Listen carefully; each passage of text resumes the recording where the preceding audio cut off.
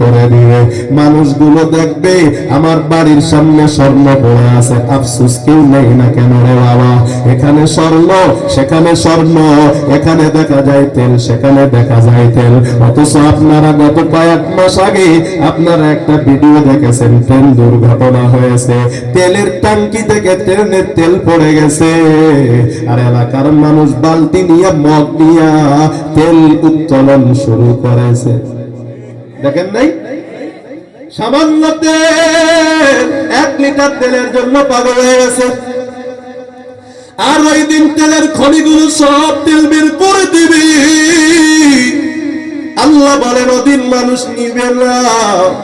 আর মানুষ বলবে ব্যাপারটা কি, হইলটা কি? ওয়াকালাল ইনসানু মা লাগা, এই মানুষের হইলটা কি? মানুষের স্বর্ণের খনিগুলো, চাকাগুলো কেন নেয় না? আসলে কি হইল রে বাবা? আমার আল্লাহ কি হইল সেটা সম্পর্কে ডাক দিয়া কয়, ইয়া আইয়ুহান নাস তাকু রাব্বাকুম ইন্না জালজালাতাস সাআতি শাইউন আযীম।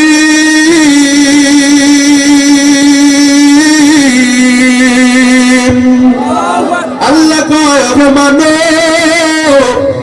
ওই দিনে ভয় করো যেই দিন জমিনে ভূমিকম্প, জালজালা তৈরি হয়ে যাবে।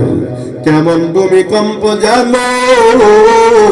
ওরে আপনারা সবাই জানেন, সন্তান যখন মা প্রসবের বেদনা মায়ের যখন উঠে যায়, মা তখন চিল্লাচিল্লি শুরু করে দেয়। কথা বলেন ঠিক কেনা?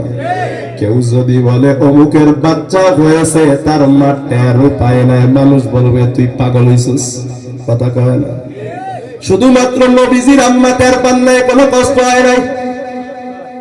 তাছাড়া প্রতিটা মায়ের প্রসব বেদনার কষ্ট আছে,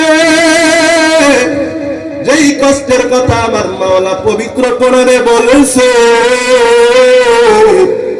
আমার আল্লাহ কয়, ইয়াউমা তারাউনাহা তাযহালু কুল্লু মুরদিআতিন আম্মা আরদাত ওয়া তাদাউ কুল্লু যাতি হামলিন হামলাহা ওয়া তারান নাসা সুকারা ওয়া মা হুম বিসুকারা ওয়ালাকিন্না আযাবাল্লাহি শাদীদ।